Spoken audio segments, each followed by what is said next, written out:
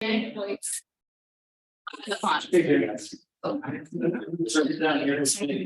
we're doing this thing again? Okay. Just hi everyone.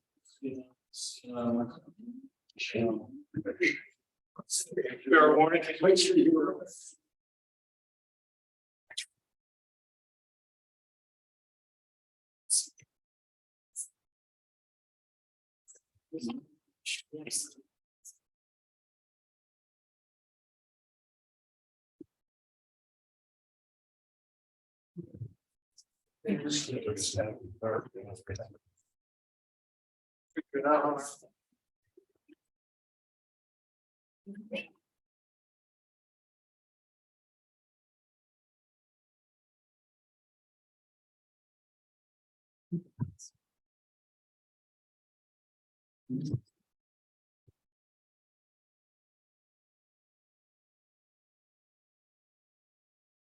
I have.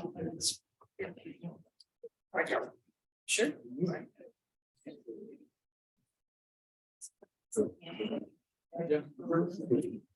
Hey, hello there. Sorry.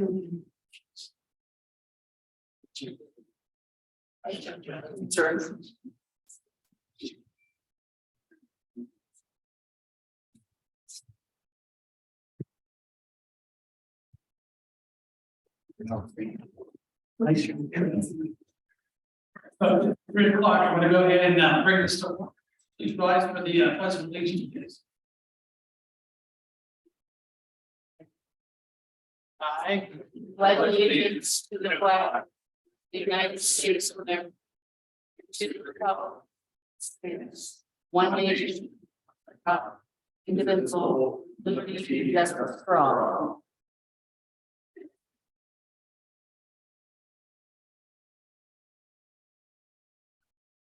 First of all, on behalf of everybody County Council, we do appreciate you all coming out here today.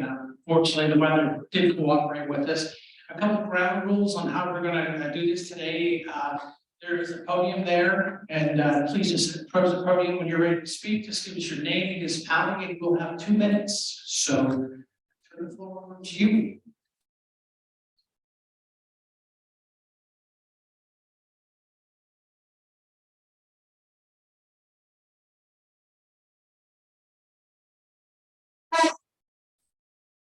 Guys, so as you guys all know my name. State Extension, and I'm here today to ask for your vote to restore our funding. So Extension is a partnership, federal, state, and county governments. We leverage this funding to bring research resources to Erie County. Erie County has a population of a little over 269,000. Our budget last year was 180,000. That's less than $2 per resident for all the programs, all the hours of volunteer. So volunteers just in 3 groups of master gardeners and master watershed stewards and 4-H is 11,772 total hours of volunteer service. Using the federal rate, that is $352,000 worth of volunteer premium to Erie County. Penn State College of Agriculture. 20 researchers. The funding this body provides helps Erie County residents access that knowledge, that expertise through online courses, through the fact that we can bring 320 plus subject matter experts who provide resources on many issues. This doesn't count the many faculty that are available as well. Extension is 4-H. Extension is master gardeners, master watershed stewards, so much more. I have packets here that I'd like to distribute to council. And in those packets are over 50 letters from residents and your constituents asking you to restore our funding. One of the other things that I want to mention too is Spider Netherfly. We are leading the charge in research to stop this pest. Economic damage in 2017 was 13.1 million. Rentings. Security is not part of it. 7.7 million in the adjacent counties, 42.6 million statewide.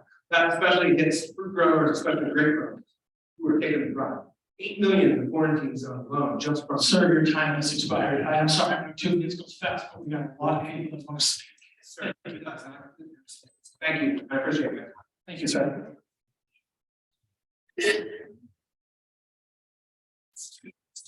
A municipality, and your timer will start 2 minutes. I'm Matthew Trout from Mill Creek Township. I'm also the division manager of the Area Agency on Aging at GPAC. Again, similar to the last speaker, I'm here to make the case that you fund the GPAC Area Agency on Aging. We put in a proposal in July for $467,000. That money actually doesn't stay at GPAC. It goes to our 30 subcontracted providers. It goes to the volunteers through our foster grandparents. It goes to the services that we provide to some of the 70,000 older adults in Erie County. One of the key things I wanted to highlight was there was a question about accountability, and I hope that County Council has received from the administration every 3 months quarterly. We provide data on where those funds are spent and have done that ever since we've had that grant. So please, hopefully you have that data. It includes not only the number of volunteers, but the volunteer hours that they provide. The other thing I wanted to re-highlight, I highlighted it last time, was that county funding is about 10% of the funding that the Area Agency on Aging gets. The reason that's critical is because we wouldn't be serving 1,200 to 2,000, the multiple people we are serving without that 10%. Cut that money, you would literally be serving 10% less. Those are hundreds of people that rely on a meal, rely on senior centers, rely on being a volunteer and providing services to the 30 different entities that are also receiving the services from those volunteering older adults. The other thing I wanted to highlight again really quick is a big part of that money, $127,000, is match money for federal dollars that GPAC has already awarded through 2025. This money is burdened again. There's already $400,000 coming into Erie County because we have this local county match every year. $400,000, 2023, 2024, 2025. So this money is already guaranteed if we get that match, and we do rely on county funding. I'm going to have to cut you off there, sir. Thank you. Just give us your name and your municipality and your time. Mary Val Martin from Mill Creek. I am a former employee and a proud member of the board of directors at GPAC. I'm here today to represent my son, who wanted to be as he was going to whoever this may concern. My name is Sean Martin. I'm 18 years old. For the past 2 summers, I have worked with the Greater Erie Community Action Committee through the Summer Jam program. The first summer, I worked with Gannon University. Following summer, I was employed directly to GPAC as an assistant to the Jump Summer Jam program. Some of my tasks included the following: typing out letters to school zones, calling participants and their parents directly, organizing participant files within cabinets, creating lists of students who were missing, and helping the staff to provide the students with whatever they were missing. Speaking of my participation with GPAC primarily through the Summer Jam program, I can wholeheartedly tell you that this organization does good. They are helpful and have the opportunity to and indeed do provide funding to those programs that are in need of it. Some of my colleagues, teenagers, and young adults for GM would not have the option to work under different circumstances. I'm absolutely sure that you have the ability to explore the world around them through Summer Jam. It's an interactive program that encourages you to get to know one another as well as to learn the responsibilities of bringing about and creating each other. This program is an outlet for many to be able to find out what exactly it is they want, not have the opportunity to do so. I implore you to remember about the good the Summer Jam and GPAC has done for the Erie youth, teaching them valuable lessons and giving them the ability to explore how exactly they will contribute to the community in the future through work. Thankfully, Juan Martin. Thank you. Just give us your name, your municipality, and your 2 minutes will start. Jennifer Dennehy, City of Erie. I'm the program director of DAFMAR Center, and I'm here to actually speak to the GPAC Summer Jam program. DAFMAR Creative Art and Library Center has participated as an employer for the past 2 summers with the GPAC Summer Jam program. Through this program, we were able to employ 3 youth workers in 2021 and 3 youth workers in 2022. This program provides unique opportunities for youth interested in the possibility of working with children, an opportunity to work in a fun professional setting with community teaching artists, serving youth who live in public housing. It is a rare opportunity for high school students to do this type of work with children directly, and Summer Jams program at Dr. Youth 16 to 21 opportunities to do just that. Here's a statement by the employees that we had.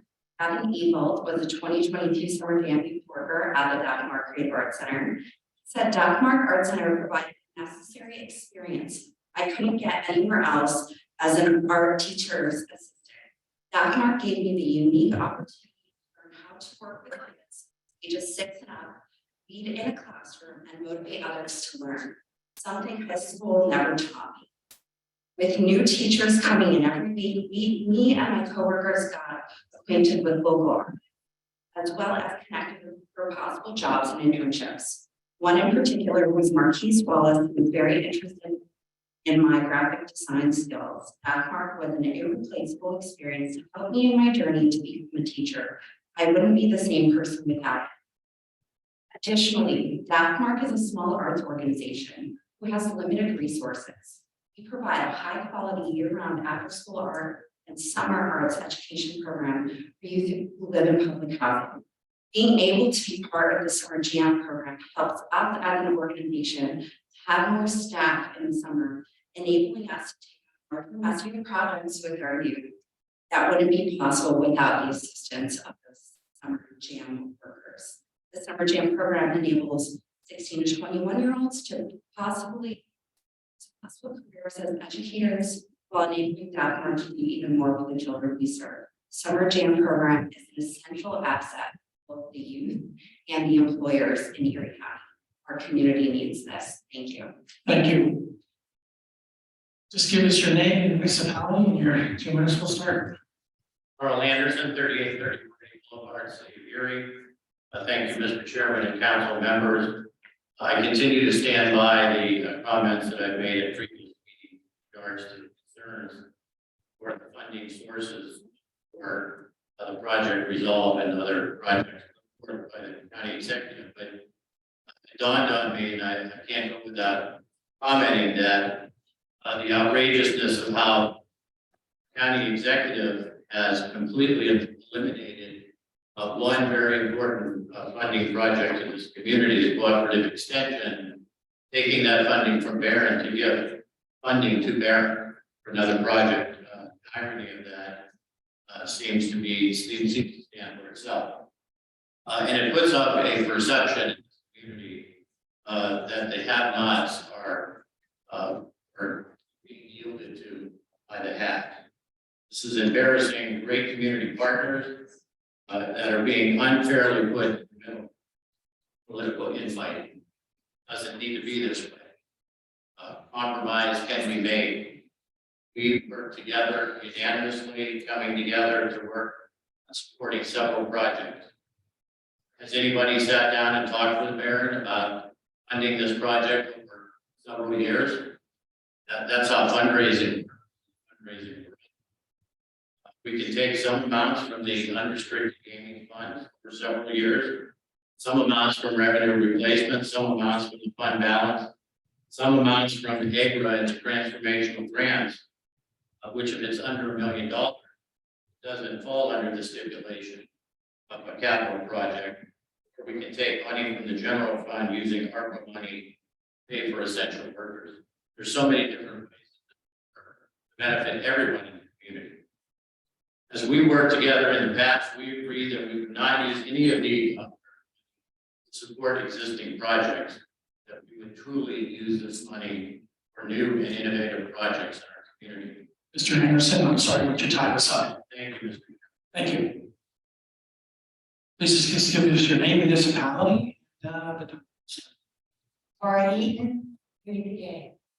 I'm here representing MECA, executive director there. MECA's been around almost 50 years, and we were in the budget for $30,000. Now I just on the budget. This is going to be very devastating. We help people with any disability, any age. We keep people from being homeless. We take on clients that other people can't handle or won't take on because they're too busy. We never turn anybody away. Work with veterans. We have a lot of our veterans who have been homeless now have a place to live because of our fiduciary program that we help them manage their monies. We have people that we come to court for, that there's a lot of problems that go on in the community and we keep our people out of jail if possible. So there's many, many things that we do. We run a senior center, just like other people have senior centers, we have a senior center. Which is unfunded and this money will be used to take care of that. We have an adaptive baseball program for people with any disability, including veterans who can now play baseball. We're going to be moving soon to a location to make a more of an adaptive baseball field. We do all kinds of things in the community trying to help people who are underserved. And we want to work more with the homeless population, which in downtown area, we have a big homeless population. And that's one of the things that, we work with. We're only asked, which is not only, we ask for $30,000, which is not a lot of money compared to the size of your budget. And we've been getting it for a long time. We're a very small staff. We use our funds very frugal. We take care of a lot of people. There's an amount of people that we have. So please reconsider putting us back in the budget. It's very important because there's going to be a lot of people that are going to be left out of help. Thank you, ma'am. Please just give us your name and municipality and your time will start. My name is Dina Scribner, City of Erie, the Executive Director at Mercy Hilltop Senior Center. At the last hearing, my members and I spoke to the importance of our program, and as a matter of fact, I just learned that it was so important for some of them to be here. One lady actually fell outside the courthouse and broke her knee on her way out, even though she was a little unstable, she wanted to be here. So thank you to the council members who heard us and plan to vote against the proposed cuts to GCAP. To those of you who are undecided or aligned with the county executive's budget plans, following the last meeting, remarks were made that GCAP is fear-mongering. Today, GCAP's been transparent with my organization that their funding to us would be cut by 10% if this budget is passed. That might not sound like a lot, but to our participants, 10% could translate to the loss of our nursing program or our exercise program or van transportation. That's why our members and our community are afraid. Mr. Davis stated that taxpayer money should go to organizations that are truly doing it with a bootstrap budget. That's my organization. We have a tiny operating budget and we need every dollar from GCAP. He also stated the following, and I quote, "To all the seniors and concerned residents out there, your vital services are not being cut." So here's the bottom line. If you cut GCAP, they'll cut us 10%. When this happens, is there a line item in the county budget that provides us that 10%? Is that what meant? Is that what he means by his solemn word? And if so, do you know where this line item is in the new budget? It's not our job to understand or review every line item on the proposed budget. It's yours since we elected you to serve us. So I'm asking to please do the right thing and make your decision on this budget based on a human, not a political basis. Thank you. Just give us your name, municipality, and your time will start.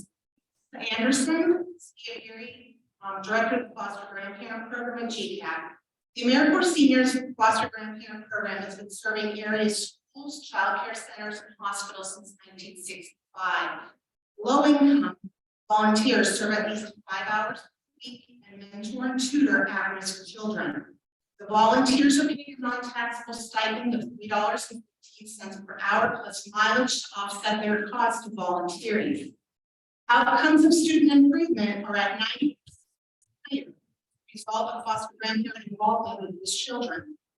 The 30 volunteers that currently are serving in the classroom may not seem like a lot, but collectively as a group, over 160 lifetime hours of service. That equates to approximately 80 full-time employees. During the pandemic, it's particularly taxing emotionally and mentally volunteers, and they all told me the same thing. Having that extra money is surely missed. They missed their kids. Volunteering with these kids gives them a purpose in life and a reason to get up in the morning. Their words, not mine. Stipulation of my federal grant is that I provide a 10% match of funds to receive the other federal funds. County funds provide assistance with recognition costs for my volunteers, live transportation. Sites for those volunteers that do not drive, to name a few. Pandemic has wreaked havoc with all populations. Children are behind in school, they're struggling emotionally. Older adults are struggling mentally, emotionally, and physically. The foster grandparent program is win-win for both sides, at a very small price paid by the county. Do not take our matching funds away. Thank you for your time. Thank you. Please give us your name and your municipality, and your time will start. My name is Suzanne Hudson. I live in Marlboro, Pennsylvania. Thank you, council members, for seeing us and hearing us. My experience as a foster grandparent puts me in a position of working with children who were at risk. By at risk, I mean they and their families are engaged in a day. When you all know, when families are dealing with pain, encouragement, support, usually are not high on the list because other basic needs are needing to be met day in and day out.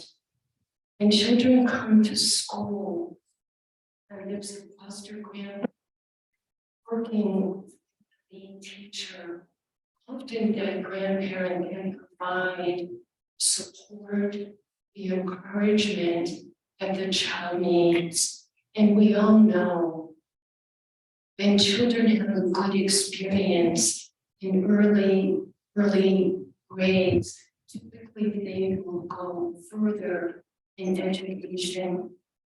We really don't want to weaken that infrastructure because we're looking at the future hearing for the next generation.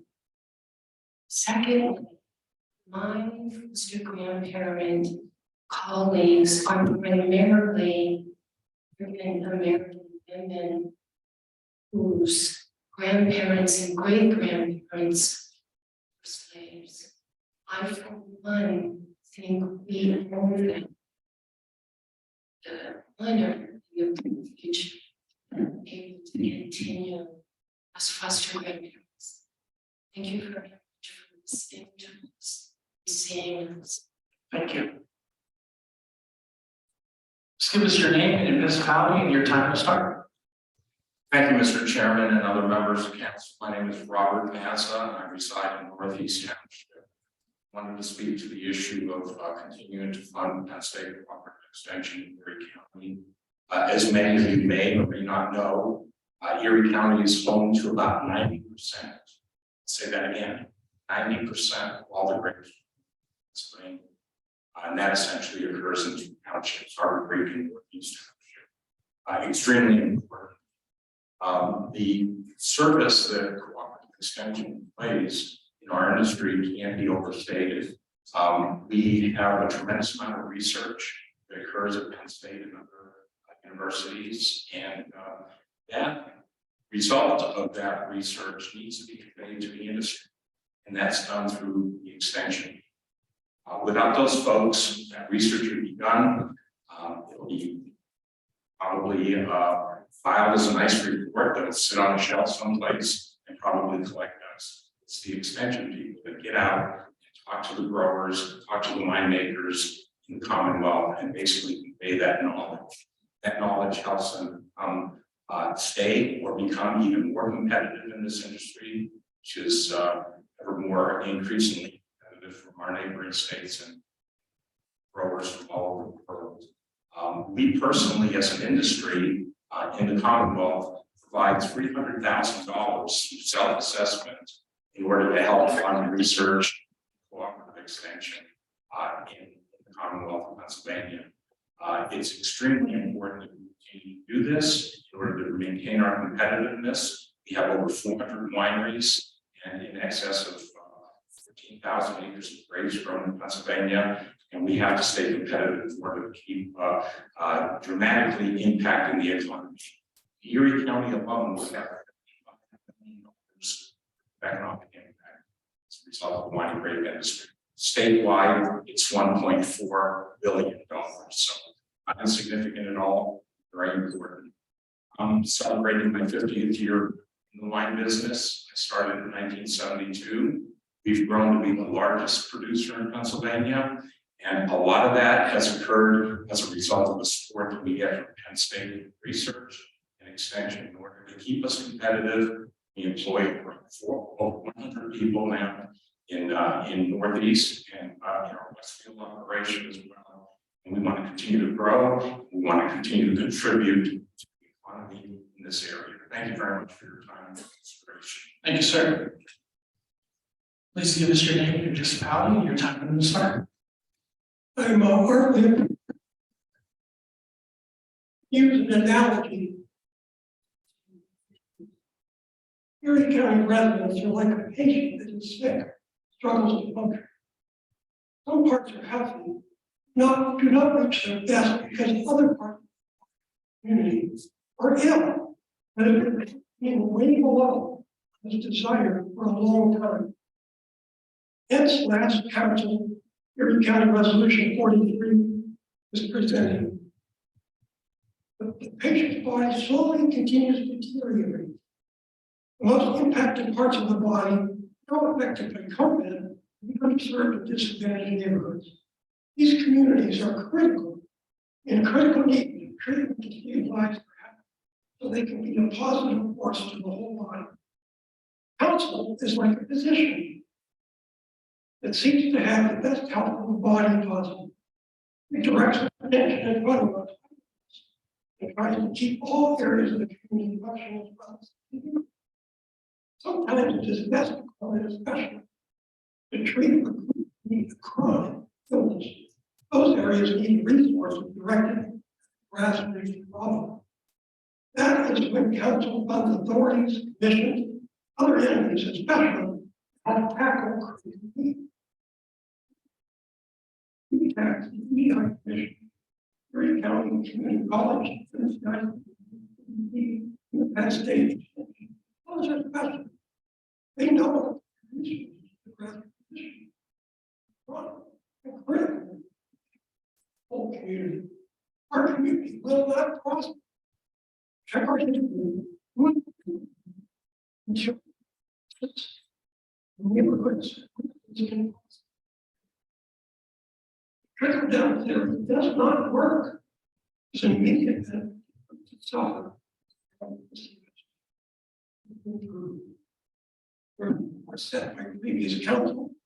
May not have been perfect. They recognize a place here. Allocating funds for that to help heal the ill. Not current in each generation.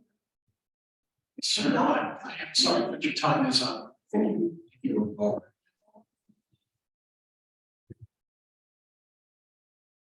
Please give us your name and your municipality and your time. My name is Logan Ford. I reside in Waterford Township. I'm 19 years old. I attended Fort Love High School. I'm here on behalf of Penn State Extension. I just want to start off by saying Penn State Extension. If there is no Penn State Extension in Erie County 4-H is done. I know Mr. Davis. He was at our youth livestock auction this past year, September, and he actually helped support and buy animals there. And so the fact that that's getting shut down is kind of confusing to me as a 4-H member. He was actually our celebrity auctioneer for the charity hog this year, which every year raises a lot of money. 4-H has really impacted me in my life. I've made lifelong friendships through camps, events, Other things, it has really improved my social skills, talking in front of you right here. Without 4-H, I wouldn't be able to be doing that right now. It's helped me become a better person. And like I said before, in my public speaking, I've spoken in front of 500, 600 people before because of 4-H. And I used to be that shy kid until 4-H came. And now, because of 4-H, I am now the person I am and can speak in front of that many people. It has also taught me a bunch of financial responsibility. Every year we have to budget for our annual projects, and it has really helped me with leadership. Without 4-H, I wouldn't be standing here right now with this green jacket on, representing the Pennsylvania 4-H State Council. 4-H has helped me become the young leader I am today. Now I'm in the highest position a PA 4-H member can be in, and I'm proud to represent Erie County 4-H. We need to take pride in 4-H. 4-H is the nation's largest youth development program. We have over, just in Pennsylvania, we have over 77,000 members. Before COVID hit, we only had 40,000 members, and now we have went back up to our regular numbers, which is close to 80,000, and we are over what we had before COVID. So if that says anything about 4-H and how much it is growing now, and why we need to keep state extension in Erie County. It is bigger than the Boys and Girls programs. It is bigger than the YMCA. A whopping 77,000 members in Pennsylvania alone through school programs, leadership programs, agricultural programs, everything you can think of. So these programs raise the next generation of leaders, of young leaders. So without Pennsylvania 4-H in Erie County, we're going to see a vast decline of leaders in our community. Out where I live, we see leaders being grown every single year. I have a little brother that is in 4-H, he's 11 years old, and without the funding for the Penn State Extension, 4-H is done. There will be no clubs or anything in Erie County, and my little 11-year-old brother will no longer be able to do 4-H and will have to move to a different county. So with that being said, I ask for your funding for the Penn State Extension. Without Penn State Extension, there's a lot of things that can't be done, and especially 4-H. Thank you, sir. Give us your name, Holly, and time to start. Dan Mastrian, Mill Creek. Good afternoon. Thank you for the opportunity to speak to you today. I've been administrator of the Charter School of Excellence for the past 12 years, serving the youth of this county, particularly through the workforce development program in our district. Charter is built to serve students who are behind cohort academically and who benefit from close targeted attention and training. The program has consistently met or exceeded the very lofty benchmarks set by the State Department of Education in the domains of career education and work standards. The state standard is high because of the importance placed on preparing our youth to become useful and contributing members of our society, no matter the field they choose to enter. Programs such as JAM are essential to help us in our mission of preparing our youth for the workplace. We fully employ the students in our program, which begins to build financial awareness and security while also giving training in the career acquisition process. This dedicated financial resource has enabled us to employ students throughout the summer months as they meet the summer needs of our district. Many of our JAM participants have taken their experiences and focus with them and become successful professionals in various fields. In fact, one of them is here today, Ms. Corres, who is also coming. Cannot emphasize enough the importance of keeping these revenue streams open. We need only turn on the news or look outside our windows to see that our nation's youth need more resources, not fewer. At the minimum, they deserve at least as much as those who came before them. Programs such as JAM, which stewarded by dedicated and innovative educators and professionals such as ourselves, create powerful opportunities for our youth. I understand the need to trim fat from budgets. This program is not pork. Against the total deficit, it's a relative drop in the budgetary bucket, and while it may be difficult to quantify, over the long term, these investments more than pay themselves back in the form of producing honest, hardworking Ereians. May have fallen through the cracks without it. I'm grateful for the opportunity to speak with you today and humbly ask, reconsider removing funding for this program and others like it. I've seen the outcomes and know that it is worth keeping and that our kids are worth it. Thank you, sir. My name is Fred Tepper. I live in Erie. I'm a proud graduate of One Land University in Soil Science, and I attended and was a teaching assistant at a second.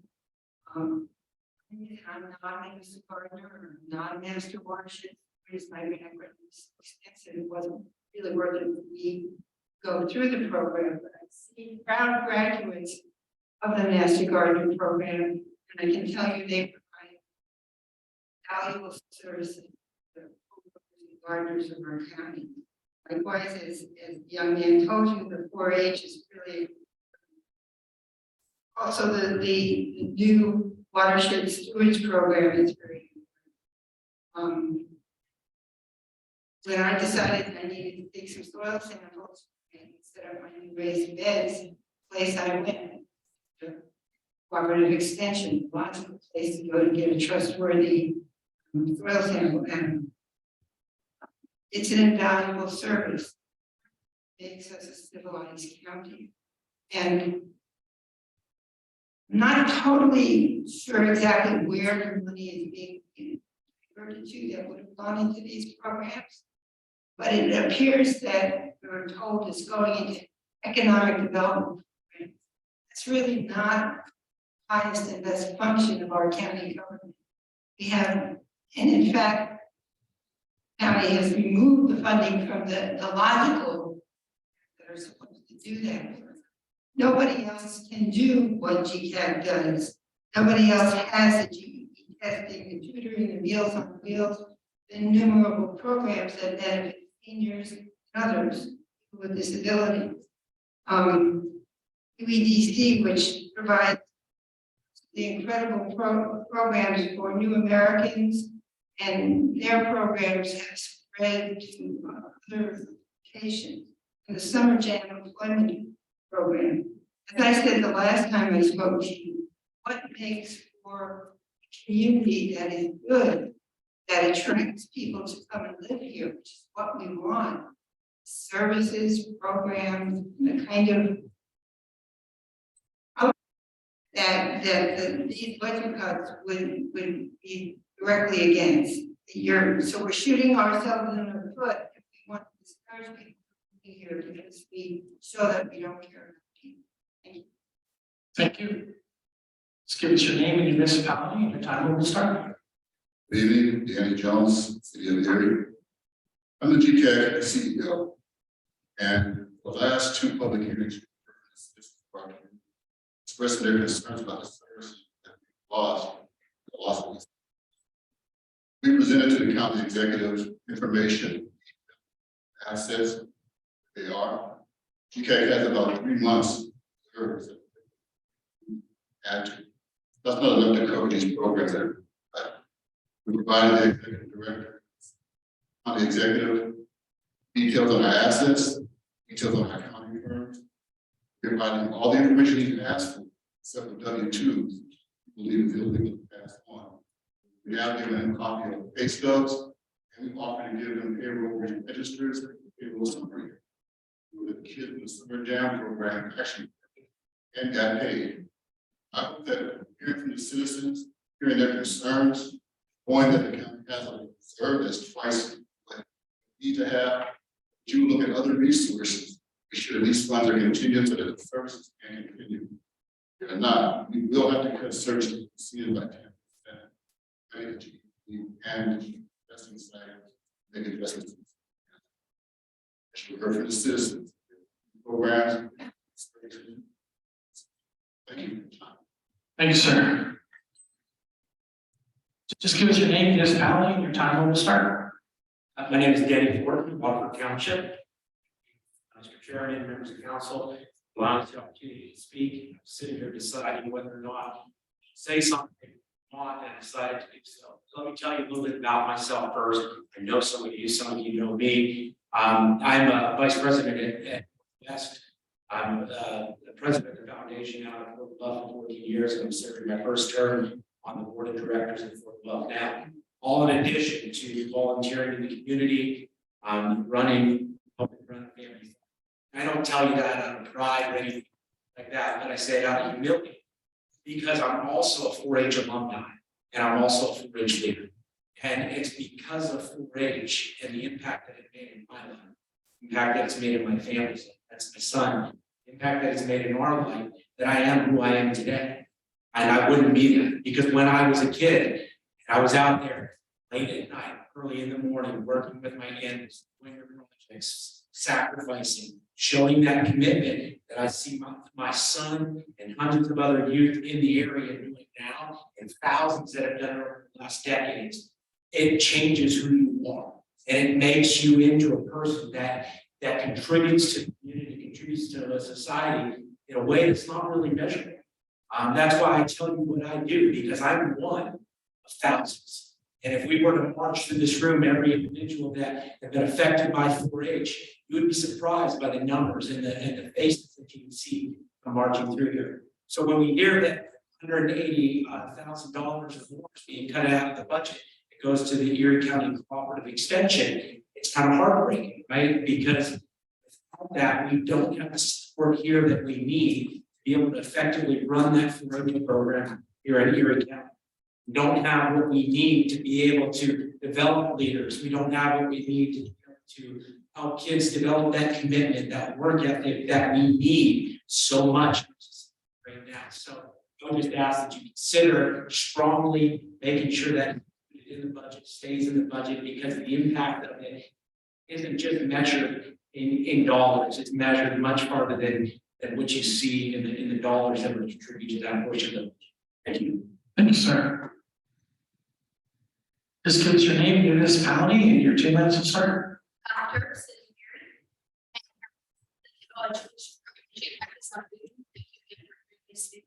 last meeting.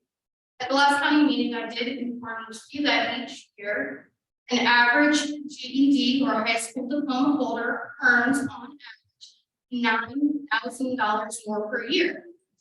That is a lot of money. That is self-sufficiency, ability to buy a house, ability to pay bills, when we look at the budget being asked for these adult education programs, some might look and go, well, it's a lot of money. And yes, it is. But if we look at our budget breakdown and when we submit our proposal, it breaks down to $1,200 that we're having in classrooms. $1,200 each year per person will help them earn $9,000 more per year. That is into taxpayer revenues. This program is literally paying for itself. 7 times we're asking for is the difference of what it's making in their yearly annual gross income. And that's only if they just earn their GED. But 90% of our participants, either in employment, 145 have done so in the last 3 years since county started funding us in 2019. Another 60 have gotten promotions at their place of work. Another 17 have gone on to post-secondary institutions. That number is on the rise now since we are such a college-heavy area and there is so much more funding coming through.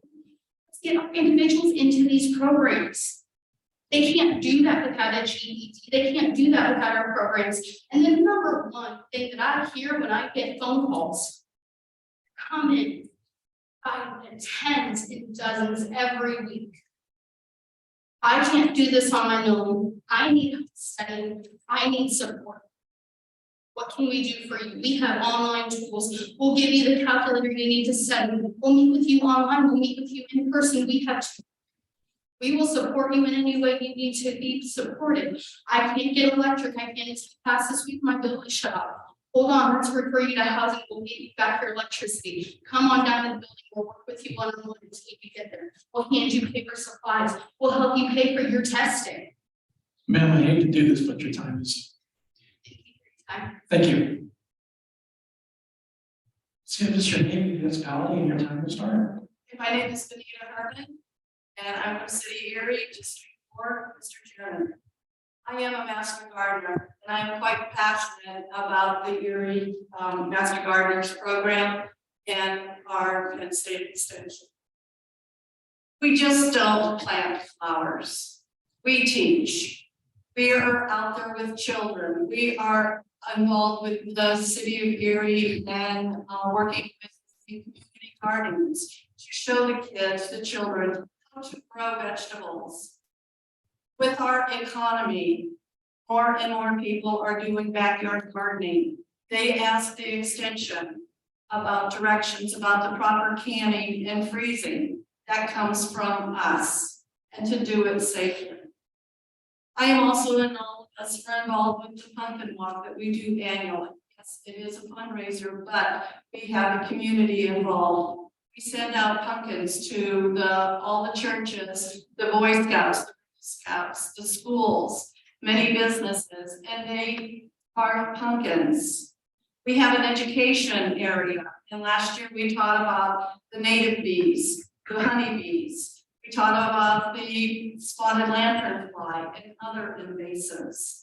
Other things that we've talked about in the past was rain barrels and the use of using rainwater instead of the regular water to conserve our water supply. And then the night of the pumpkin walk, we have visitors. It's a family night. It is a safe night. The children can come by and they look for their pumpkins that they carved during their school time. And it is a lot of fun. How do you justify non-funding for that night? The other thing I want to talk about is we are involved in the Mr. Yuck program for the poison prevention program. We go into the schools and we teach the first graders about Mr. Yuck. We have gone into the city schools, the county schools, and parochial schools. In the last 7 years, we have taught 5,600 to 9,800 first graders. Let me ask you this. If one child's life was saved by understanding that his Mr. Yuck sticker was bad, how do you justify ending our program? What cost of life is that? We have 120 master gardeners in our program. Ma'am, I'm sorry, could you time? Thank you very much. Thank you.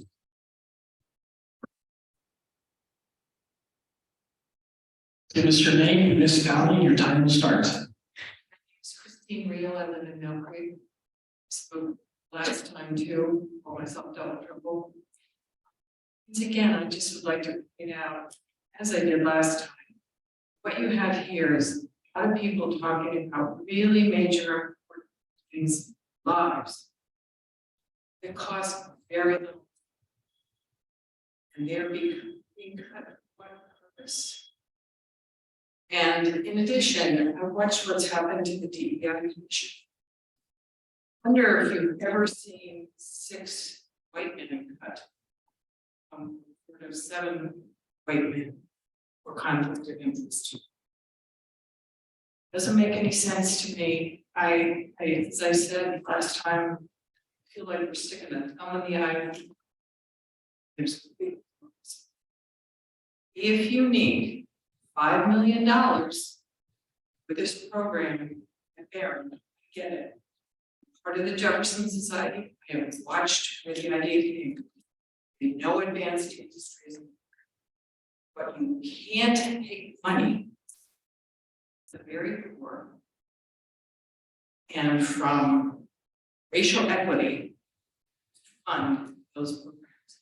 You have to find it somewhere else.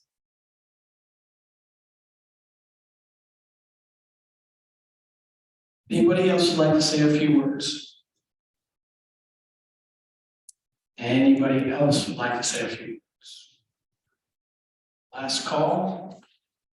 I want to thank you all for coming out today. We understand that every one of these projects is important. Trust me, we're listening and we're listening loud and clear. Yes, sir. Before we adjourn. Because this is a budget hearing. This is kind of a little bit more conventional. Yeah, that was kind of about my own. I was talking earlier when you were talking. But traditionally, when we have citizens to be heard, there is no response. That's how it works. I don't think that this is that type of proceeding, and so I feel obligated to say something about the budget, because this is a budget hearing.